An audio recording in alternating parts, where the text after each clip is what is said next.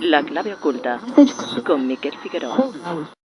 Todos los niños pueden ser como Einstein. Así se titula el último libro de Fernando Alberca, publicado por la editorial Toro Mítico. Bienvenido, Fernando.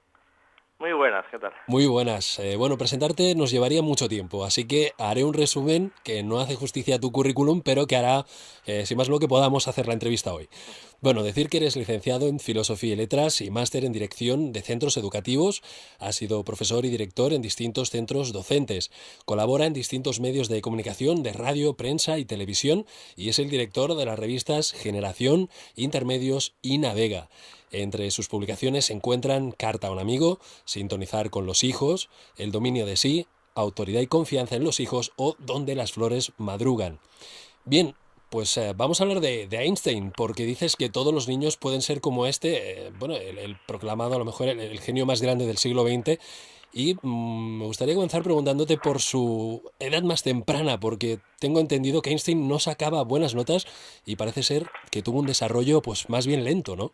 Sí, sobre todo fue eso, o sea, la lentitud que muchas veces se malinterpreta y se considera retraso, ¿no? Y la propia madre de lo consideraba retrasado mental, según cuenta él, y las profesoras decían que era mortalmente lerdo, otros decían que nunca llegaría a nada, tardó 7 años en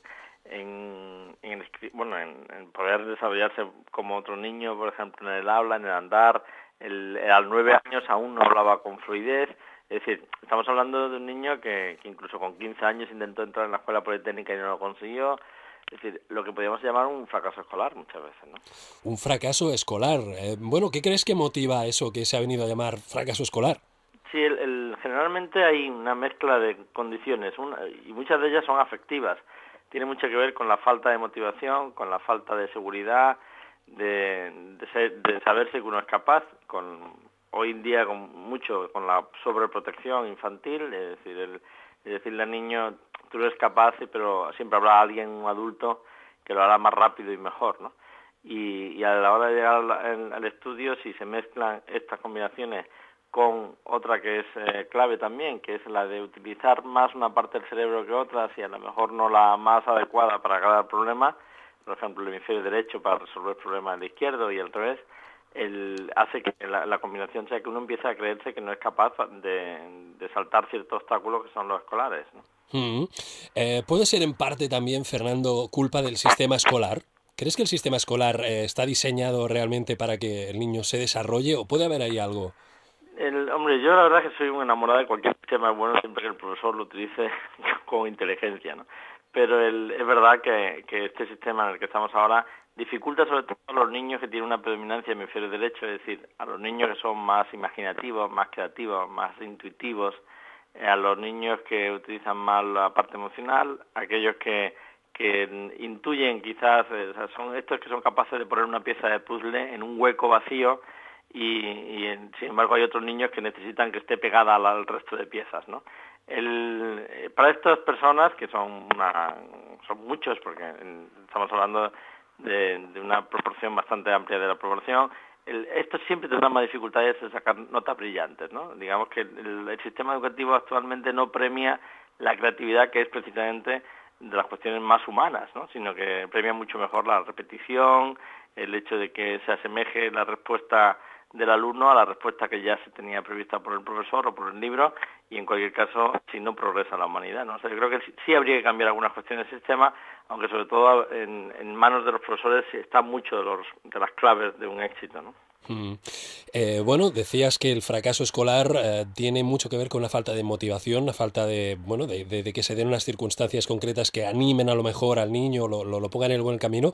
¿Es lo que pasó con Einstein? ¿Hubo un cambio en su vida? ¿Pasó algo? Sí, en Einstein yo, de hecho en el libro, los 2 primeros capítulos los dedico a analizar qué es lo que pasaría en una cabeza como la de Einstein, que durante tantísimo tiempo creyó que era un niño gris, un niño con dificultades, y sin embargo que pasaría, o sea, algo tendría que pasar, y en pocos años para que en relativamente poco tiempo consiguiera lo que hoy es, y yo creo que seguirá siendo mucho tiempo, ¿no?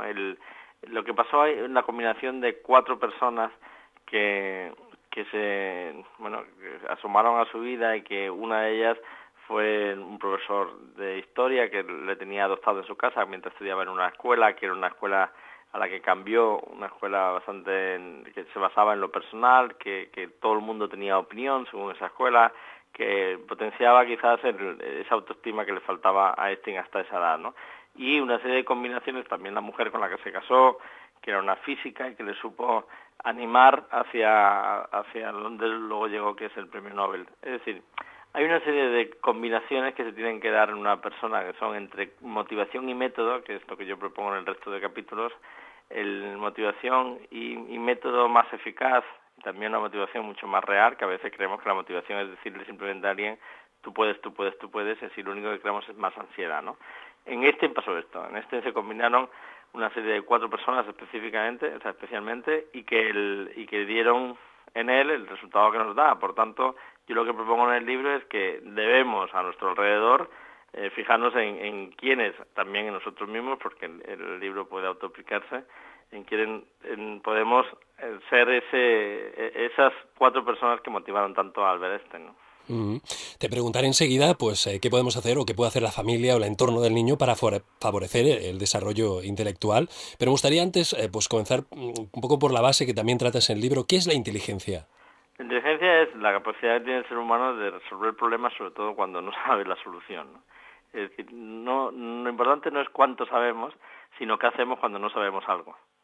Esto es, la inteligencia tenemos para resolver nuestros problemas. La vida es un problema que tiene muchas partes y que cada día nos presenta una cara y tenemos que saber capaces de resolverla, ¿no? Y yo creo que ahí es donde muchas veces estamos fallando y con ello va la felicidad o la infelicidad, ¿no? Bueno, tratas el tema ambiental cuando hablamos de Einstein y del fracaso escolar y de la posibilidad de sobrepasarlo. Eso nos hace preguntarnos a lo mejor si eso que se cree de que la inteligencia es innata es así o tiene más que ver con el ambiente. Sí, con la educación, ¿no? Con el ambiente. Hay muchísimos tópicos en torno a la inteligencia que son falsos, que sabemos hace mucho tiempo que son falsos. Uno de nuestros problemas es que no estamos aplicando lo que conocemos por ciencia y de cómo aprende el niño, y la enseñanza va paralelamente y no acaba de aprovechar todo nuestro potencial, ¿no? Uno de ellos es que tendemos a creer que los niños nacen listos o tontos, cuando esto ya se sabe que no es así. O sea, el coeficiente intelectual con el que nacemos, ese sí se mantiene más o menos inalterable. Digamos que uno puede nacer con un coeficiente intelectual del tipo que sea, bajo, medio, muy alto, pero en cualquier caso lo importante para nuestra inteligencia no es el coeficiente intelectual con el que nacemos, sino qué hacemos con él, ¿no? Es decir, es un músculo que podemos desarrollar o no desarrollar. Conocemos mucha gente con gran coeficiente intelectual que no tiene ningún rendimiento, que no lo ejercita, que no ni se motiva ni encuentra el método, y al final el rendimiento es muy bajo. Y al revés, conocemos gente con poco coeficiente intelectual que se hace muy inteligente, porque al final la inteligencia sí es la que va creciendo a lo largo de la vida, porque tiene mucho que ver también con la experiencia, y que nos hacemos realmente inteligentes cuando vamos aprendiendo. No es que aprendamos porque somos inteligentes, sino que cada vez que aprendemos algo nos hacemos más inteligentes, más capaces de resolver esos problemas que decíamos antes, ¿no? Bueno, esto derribaría otro tópico. Dicen que con la edad la inteligencia se va viendo mermada. No, lo que pasa es que somos bastante más selectivos con la edad, ¿no? Hay cosas que pierden nuestro interés, y eso también es parte de la inteligencia, y da la sensación que perdemos inteligencia cuando a lo mejor lo que perdemos es memoria, dependiendo también qué tipo de memoria. Muchas veces perdemos el interés por un montón de cosas que realmente ya vemos que a nuestra edad no nos va a reportar absolutamente nada, no nos va a suponer ningún beneficio para resolver ningún problema, porque no son los nuestros, ¿no? La edad no, o sea, es verdad que algunas neuronas van muriendo, pero hay tantísimas que nos sobran. Ojalá pudiéramos utilizar muchas más neuronas de las que utilizamos. Es decir, el cerebro va creciendo, la inteligencia en el cerebro, la inteligencia va creciendo conforme vamos madurando, conforme vamos aprendiendo más cosas. Es verdad que si no aprendemos mucho, si no estimulamos esta inteligencia, si no estimulamos, por ejemplo, alguna de las partes de nuestro cerebro, nos vamos haciendo poco diestros en esa capacidad, nos vamos haciendo poco habilidosos. A lo mejor quien no utiliza su parte lógica, pues va siendo cada vez más torpe en los cálculos matemáticos, en poner las frases, en la lógica verbal, etcétera, pero es porque no estamos estimulando esa parte de nuestro cerebro, ¿no? No es porque no seamos realmente capaces de hacerlo, ¿no? Interesante, interesante. Bueno, hablabas hace un ratito del tema de los hemisferios del cerebro, el derecho y el izquierdo, porque cada uno tendría sus funciones determinadas, ¿o cómo es esto? Claro, todos los seres humanos tenemos los dos hemisferios, es decir, que no hay uno que dice, bueno, yo es que lo mío es la imaginación, la creatividad, pero se me da fatalmente las matemáticas. Bueno, se te dan mal porque no has estimulado esa parte, porque no te sientes seguro en esa parte y acudes a la otra parte del cerebro, ¿no? El cerebro tiene dos partes que están unidas, a veces no potenciamos incluso esa unión y nos cuesta pasar de uno a otro, ¿no? Ahí uno le hace test a un niño y puede ver cómo está utilizando más el hemisferio derecho y el hemisferio izquierdo. En el hemisferio derecho estaría eso que como dijimos antes, la imaginación, la intuición, los sentimientos, la relación de las cosas, la asociación de ideas. Eso que decimos cuando vamos por la calle, esta persona me suena, eso lo dice el hemisferio derecho, ¿no? No sabemos todavía quién es, pero nos suena, sabemos que es entre los conocidos, alguna vez nos encontramos con él. Y el hemisferio izquierdo es el que tiene las secuencias una a una, esa lógica matemática, verbal, el análisis, el descomponer las cosas y volver a componer, en fin, es la parte más lógica, más analítica, que por otra parte es la que el sistema en el que nos movemos, la cultura en que nos movemos, la que más utiliza, ¿no? Es decir, nosotros, la escuela está montada especialmente para el hemisferio izquierdo, porque la escuela está secuenciada, se te meten en un grupo por edad, luego hay trimestres, hay evaluaciones, hay exámenes, hay temas, y va todo muy secuenciado en orden, y cuando realmente hay cerebros que funcionan mejor de otra forma, ¿no? Pero deberíamos saber que todos tenemos todo, por eso es verdad que de una forma práctica vamos a hacer una carrera, 2, 3 como máximo, y uno debe elegir aquellas en las que se siente más seguro y mejor y disfrutar más, ¿no? Pero eso no quiere decir que uno no sirva para las otras, o sea, no hay nadie que nos sirva para matemáticas, no hay nadie que nos sirva para física si realmente se pusiera a trabajar esa parte de su cerebro, ¿no? El tema estará entonces en compenetrarlos, en trabajar con ellos unidos, tratar de unirlos. Claro, o sea, hay mucha gente que dice, bueno, como tú tienes una gran creatividad, dedícate solo a crear y olvídate de analizar, ¿no? Y dice, bueno, esto está bien, pero muchísimo más inteligente sería esa persona si además compensamos con el hemisferio derecho y izquierdo, ¿no? Yo tenía en una conferencia para profesores, había una profesora de pintura y hice un test para todos y ella descubrió que tenía el hemisferio izquierdo muy desarrollado, pero apenas entraba en juego el hemisferio derecho. O sea, el hemisferio derecho solo entra en juego cuando el hemisferio izquierdo se cansa y le deja entrar, y al revés, o sea, según el predominante que tengamos. El caso es que esta profesora descubrió que no utilizaba el hemisferio derecho y venía asustada y me decía, pero si yo soy pintora, si yo me dedico a pintar. Y le di un montón de ejercicios para desarrollar el derecho. Y al cabo de los meses me escribía diciendo que había pintado el mejor cuadro de su vida, ¿no? Que había incorporado el hemisferio derecho, que ella creía que era con el que pintaba, pero pintaba mucho más con el izquierdo, con el análisis, ¿no? Wow. Bien, bueno, ¿qué puede hacer una familia o el entorno del niño para favorecer su desarrollo intelectual? Primero, no sobreprotegerlo, es decir, asegurar que el niño hace todo lo que puede hacer, ¿no? Que aquello que pueda aprender ya a hacer, pues que le anime a hacerlo y que lo valore como lo que vale, porque realmente el niño está diseñado para ser héroe, para hacer cosas grandes, para hacer cosas difíciles. Es decir, si puede abrocharse el abrigo cuando es pequeño, pues que se lo abroche él en lugar de abrochárselo nosotros, ¿no? Si puede hacer la cama, pues que la haga, porque eso le hará cada vez más capaz, cada vez más inteligente. Cuando un niño afronta luego en edad escolar o en edad más madura incluso, afronta un problema, la clave está en que él sepa que normalmente a cosas difíciles ha salido bien, ha salido airoso, porque era cuestión de ponerse. O sea, si uno busca el método, si alguien es capaz, como dicen algunos, si alguien es capaz, yo también, ¿no? Es decir, esto hay que enseñárselo desde pequeñito, y se enseña evitándole la protección. Por ejemplo, si vemos que un niño nuestro ha elegido no comer lentejas, inmediatamente tiene que tener la consecuencia de pasar hambre, ¿no? Porque nosotros le damos lentejas para alimentarlo. Es decir, el plantear a nuestro hijo ante las consecuencias, pasar hambre hasta la merienda, pasar hambre hasta la cena si hace falta, pero evidentemente ya ninguna inteligencia sobrepasa ese límite, ¿no? Porque ya sabe que más vale comer aunque sea lentejas, ¿no? Es decir, hay que enseñar a nuestro hijo que nosotros no vamos a resolver sus problemas, sino que él tiene que resolver los problemas de su edad, ¿no? Y esto le hace muchísimo más capaz de lo que imaginamos. Y además nos quiere muchísimo más. Los hijos sobreprotegidos son los que menos quieren a sus padres. Curioso. Bueno, en el libro propones una serie de ejercicios para mejorar la atención, la memoria, la comprensión de la lectura y también para resolver problemas. Al respecto de este último punto, ¿qué método, qué peculiaridad, qué podríamos decir o qué encontramos en la forma en que Einstein resolvió algunos de los problemas a los que se enfrentó en física? Sí, en el libro, en efecto, lo que yo intento conjugar todo lo que es la teoría con la práctica siempre y la motivación con el método, porque creo que la combinación de dos es el éxito, ¿no? Y en la parte del método, pues evidentemente tenía que poner ejercicios que pudieran potenciar todo esto. Lo que hacía Einstein, Einstein no era un superdotado, Einstein lo que era una inteligencia muy buena, muy bien estimulada al final, y que encontró esa motivación que le hizo parecer genio. Pero era más genio aún porque él resolvía con el hemisferio derecho problemas del hemisferio izquierdo. Es decir, se planteaba problemas científicos y matemáticos y físicos y los resolvía con la imaginación, se imaginaba el resultado.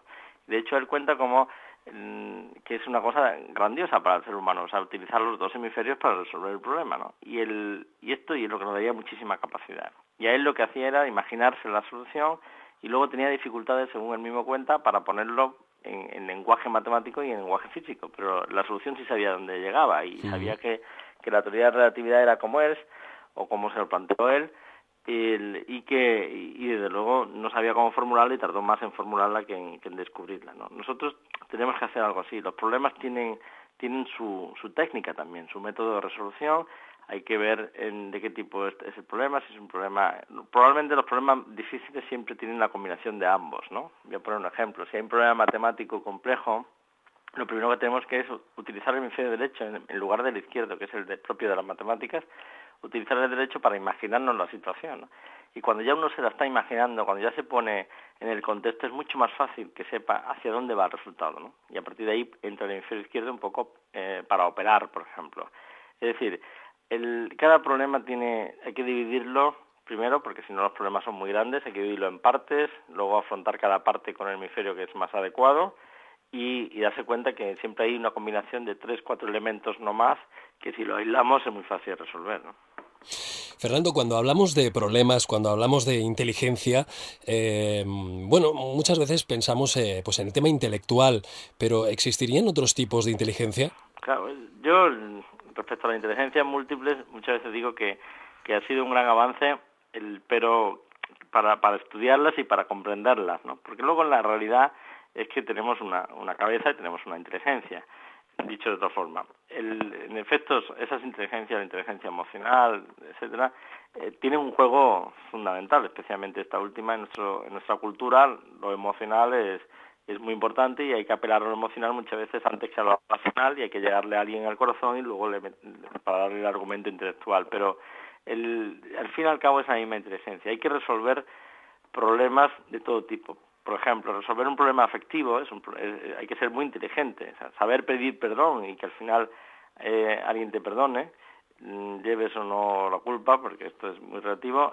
Sí que es un ejercicio de inteligencia, es un ejercicio de calibrar las posibilidades, de calibrar realmente los hechos, de poder analizarlos, pero también imaginar cómo se siente el otro, la empatía. Es decir, hay un montón de elementos que tenemos que aprovechar para nuestro cerebro, y así es como la vida es muchísimo más feliz. O sea, quien resuelve problemas afectivos importantes, problemas o quien no se mete en problemas afectivos importantes porque los ve venir, lo intuye, ¿no? Son gente que utiliza la inteligencia. Eso es inteligencia, evidentemente. Todo lo que nos hace muy feliz es un logro de nuestra inteligencia también, ¿no? Sí, me hace pensar que, bueno, Einstein, tengo entendido que en el campo de las relaciones pues no fue tan, no sé si exitoso, por decirlo así, como lo fue en otros campos, ¿no? Sí, porque tenía una herencia materna un poco fría, ¿no? Es decir, Einstein era humano, y en Einstein, digamos que tuvo que pagar las consecuencias de una infancia en la que no se sintió querido, en la que, con demasiada frecuencia su madre lo mandaba, y su padre, aunque su padre era más afectivo, según él cuenta, lo mandaba fuera de casa porque lo importante es que hiciera una carrera, ¿no? Y él tiene ese déficit que luego cuando es adulto pues le hace vamos, Le pasa factura, cobra, mejor. sí, Claro. le pasa factura. No supo tampoco tener la valentía de reconocer el gran apoyo que tenía en su primera mujer, que fue la realmente clave para él, ¿no? O sea, fue, aparte de darle a un hijo, es que fue la que le llevó el premio Nobel. De hecho, cuando él gana, cuando instaura la teoría de relatividad, la expresión que utiliza es nuestro trabajo ha llegado a tal, ¿no? O sea, es decir, él siempre habla en plural porque sabía que era un trabajo de dos. Uh-huh. Pero luego en efecto no supo, era simplemente un humano, ¿no? Claro.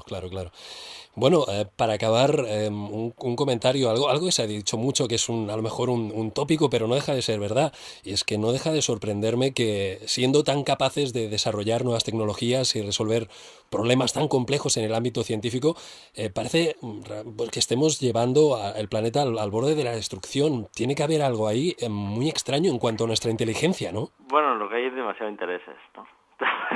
A veces ponemos por encima de mañana el interés de hoy, ¿no? Y mucha gente dice, bueno, es muy inteligente que yo gane mucho dinero aunque el medio ambiente se estropee y pasado mañana nuestros hijos no puedan disfrutarlo, pero yo hoy vivo bien, ¿no? O sea, lo que hay muchas veces es poca visión de futuro y poco conocimiento del pasado, de la historia del planeta incluso, y Que también, de cada uno a lo suyo, ¿no? que también es un tipo de inteligencia, ¿no? La capacidad para adaptarse y de pensar los recursos que tenemos o de planificar, ¿no? Claro, eso lo da el hemisferio derecho, ¿no? Pero a veces hemos enseñado a nuestros hijos y a los hijos de la humanidad que lo importante muchas veces es lo práctico, que Sí. Lo importante es el hoy. Y a veces uno dice, bueno, pues esto pasa también en todo, en la política y en todo, ¿no? O sea, es decir, si yo vivo para hoy, es muy difícil que viva bien, porque al final lo que estamos haciendo es simplemente aprovechándonos cada uno egoístamente de una serie de recursos que luego también pasan factura, ¿no? Pues bien, todos los niños pueden ser como Einstein, eso dice Fernando Alberca, nos lo has explicado, y ahí tienen el libro publicado por Editorial Toro Mítico, por si quieren aplicar y saber un poco más al respecto. Y bueno, a ti agradecerte muchísimo que estés aquí con nosotros un ratito. Gracias, Ha Fernando. sido un placer, muchísimas gracias a todos.